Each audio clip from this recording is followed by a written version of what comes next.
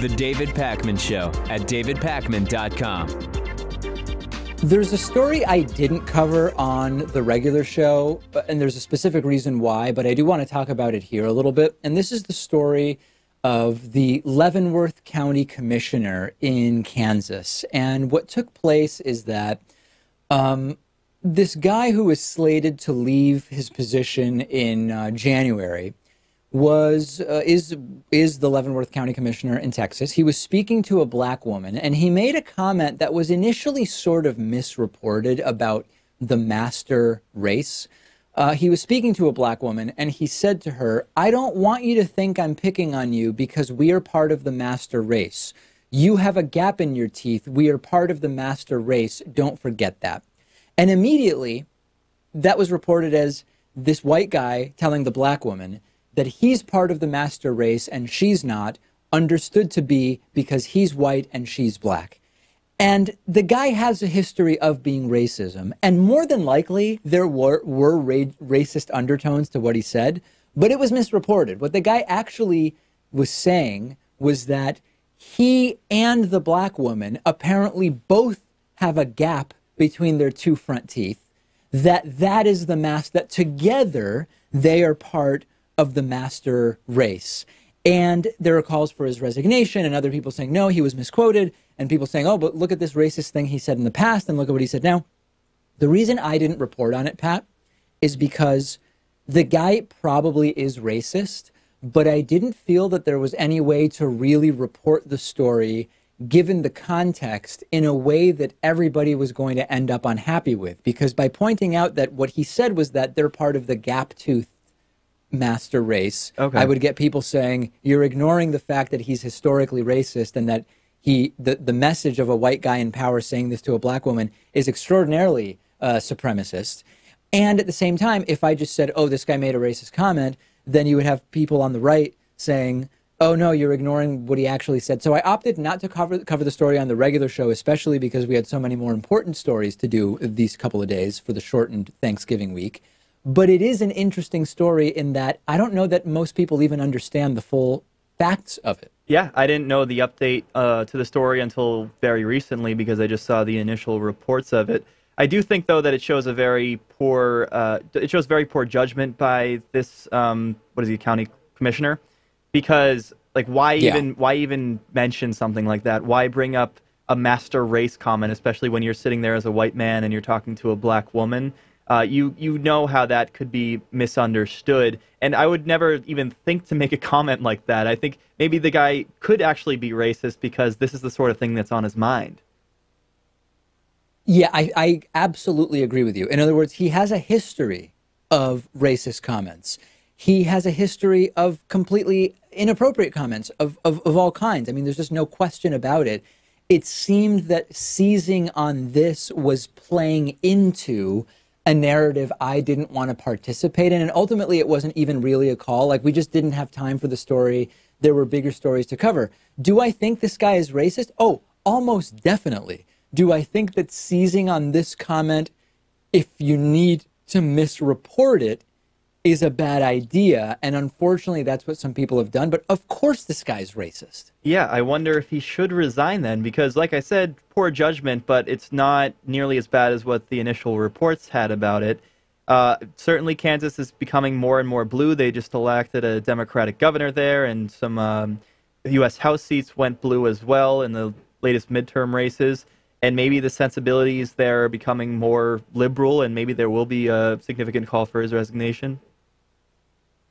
Economically, they damn well better be becoming more progressive. Look at how the Sam Brownback tax plan disaster has absolutely decimated the Kansas economy. It's just, I mean, on both social and economic issues, the people of Kansas really should be moving to the left, and maybe the calls for his resignation are part of that. I don't know. We'll follow the story and see if he ultimately does resign. Again, he only has until January 15th, which doesn't change anything. Like, if resignation were the right thing, he should resign regardless of how long he has. I don't know which way it's going to shake out.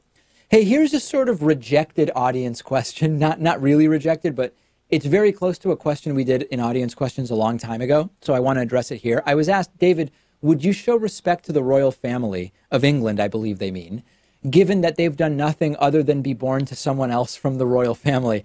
Yeah, I mean, Pat, I've made no secret that I think the entire monarchy, royal family thing is a disaster. In some parts of the world, it's not, it doesn't convey as much privilege and as much taxpayer money as it does in England. So maybe that's why there's more of a focus on the English royal family, although we could maybe debate that. You know, I wouldn't be disrespectful to anyone for the sake of being disrespectful, right? Like, I just respect people.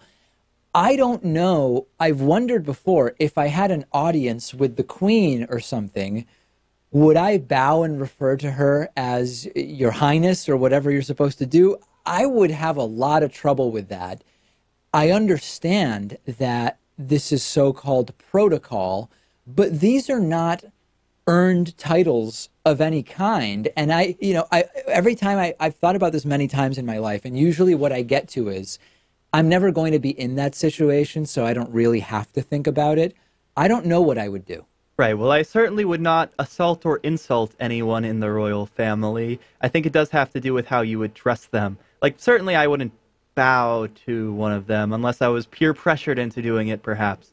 But would I say Her Majesty, Your Majesty? Probably not. I think I would just go with Queen Elizabeth. I think that's how I would address her. But I would certainly not touch the Queen. Michelle Obama learned that the hard way when she touched Queen Elizabeth II. It almost took down the Obama presidency. I don't even remember the details of that. What exactly was it that happened? Oh, I think they all met for the first time, and Michelle Obama lightly patted her on her back. Like, something completely innocuous. No one should ever care about such a thing. But apparently you're not supposed to touch the Queen, and Michelle Obama learned that the hard way. I'm going to have to review that video evidence. That I remember it, and I don't remember the details of it, but that's interesting. Yeah, I don't know. I just don't think I'm ever going to be meeting the Queen. Let me put it that way. I don't know that it'll come up, but it would really be difficult for me to use those terms, or I think you're expected to bow as well, and I just don't know. And it would be different in Japan. Bowing is just a customary greeting, so I don't have a problem with bowing. But the idea is, me bowing to someone who's well known for having been born to someone else who was born to someone else and someone else who at some point seized power. Right? I mean, that's something I need to bow for. That's what I would really struggle with. Isn't bowing sort of a submissive gesture? Like, maybe to the Queen, I would give her a head nod, like one of these, because then I give the down angle to show that, she does have power over me. But then I come back up to show my own dignity and the fact that I don't listen to all of this. We've got Thanksgiving coming up, so this is the last show for the week. We will be off on Thursday and Friday. There were some rumblings online, Pat, about your vegan shepherd's pie that you would be bringing to Thanksgiving as your entree. Is there anything you want to say about that? No, because I don't cook it myself. I'm a terrible cook, and my sister makes it. But I'm not the only one who eats it, so that means that it's not all just for me. But at any rate, I don't have the recipe right now. I'll have to get it to you later. Are you going to be bringing any Soylent as a backup for Thanksgiving in case that, I don't know, if something implodes when it comes to the vegan options? Well, no, but everyone's supposed to bring some sort of dish to Thanksgiving, right? That's the communal aspect to it. So perhaps I'll bring Soylent in case other people want to have some. I like that idea. I've been tasked this year. My family doesn't really do anything for Thanksgiving, so I go to my girlfriend's family's house. I've been tasked each year. I end up cooking more and more things at the request of various people involved in the planning of the event, and not to call anybody out. And this year, I've been told that I am doing the gravy, stuffing, mashed potatoes, and something else. I actually don't remember now what else I'm going to be doing. What? Gravy, stuffing, mashed potatoes. There was one other dish I was going to be making. I don't remember what it is, but I don't mind it. I don't mind cooking. It's just the time pressure that gets to me on Thanksgiving. So it sounds like you're not going to be making the stuffing within that turkey-ass oven thing. You're just going to make it independently, and then later does it go inside of the turkey, or how does that all work?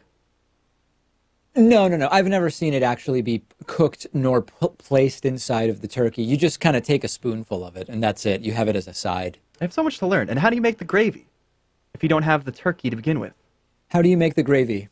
Basically, you make the gravy by taking well, it depends how serious you want to get, but I mean, the right way to do it would be you would take all of the turkey broth that collects at the bottom of the turkey pan and you mix it with often, depends how much of that you have. You might add some additional broth. You add some spices. You thicken it sometimes with cream. You make a roux potentially. There's a bunch of different ways that you can do it, but you're basically taking the drippings of the turkey or just like buying turkey broth or chicken broth or whatever and combining it with other things. All right, yeah, so you'll just purchase some of the broth. No, Seems I'll like be the path making the of broth least from resistance. scratch, actually, but that should be interesting. All right, well, okay. Sounds like you'll have some We'll fun see then. how that goes. It's going to be a grand old time, and then we will be back. We've got so much great stuff planned for next week, and very, very exciting end of the year, and 2019. We're almost ready to start covering the 2020 presidential election. I think you will be stunned how early in 2019 we are covering that. Thanks to everybody who has signed up, made pledges on Patreon, signed up for membership over the last week or so, and particularly over this weekend. And I look forward to welcoming many more members and patrons when we get back from the Thanksgiving break. The David Pakman Show at davidpakman.com.